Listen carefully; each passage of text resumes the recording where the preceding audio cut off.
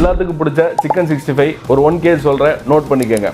ஒரு 1 kg skin out சிக்கனை வாங்கி சுத்தமாக கழுவி ஒரு பவுலில் வச்சுக்கோங்க.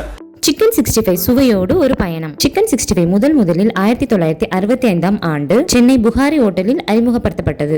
AM புகாரி என்பவர் தான் அந்த ஹோட்டலை நடத்திட்டு வந்தாரு. அவர் ஒவ்வொரு வருஷமும் ஒரு புது டிஷ்ஷை அறிமுகப்படுத்துவாரு. அப்படி 1965ல புதிய ஒரு காரமான சிக்கனை ஸ்டார்டரா அறிமுகப்படுத்தினாரு. அதுதான் சிக்கன் 65. சிக்கன் 65 என்ற பெயர் எப்படி வந்தது என்ற கேள்விக்கு பல பதில்கள் உள்ளன. புகாரி ஹோட்டல் மெனுல 65வது டிஷ்ஷா இந்த டிஷ்ஷை அறிமுகப்படுத்தினாங்க அப்படின்னு ஒரு கதையாகவும், 65 விதமான மசாலா இந்த சிக்கன்ல சேர்த்ததாக நம்புறாங்க. ஒரு பிளேட்ல 65 துண்டு சிக்கன் இருந்ததாகவும் பழைய கதை உண்டு. 1965இல் இந்திய ராணுவ வீரர்கள் புகாரி ஹோட்டலுக்கு தமிழோடு பழகாததால நம்பர் 65 என்று ஆர்டர் செய்தார்கள். அதனால சிக்கன் 65 என்ற பெயர் நிலைத்து விட்டது. இப்படி பல பதில்கள் இருந்தாலும் 1965ல உருவாக்கப்பட்ட ஒரு புதிய டிஷ் அப்படிங்கிறது தான் உண்மை. காரம், புளிப்பு, உப்பு ஆகியவற்றின் சரியான கலவையால் சிக்கன் 65 உலகம் எங்கும் பிரபலம் அடைந்தது. முதலில் சென்னையில் மட்டும் பிரபலமானது, பிறகு தமிழ்நாடு எங்கும் பரவியது. அதுக்கப்புறம் ஹைதராபாத், கேரளா, நார்த் இந்தியா ஆகிய இடங்களிலும் அவர்களுக்கான தனி மாற்றங்களுடன் வளர்ந்தது. இப்போது உலகம் முழுவதும் இந்திய உணவகங்களில் மிகவும் பிரபலமான ஸ்டார்டராக உள்ளது.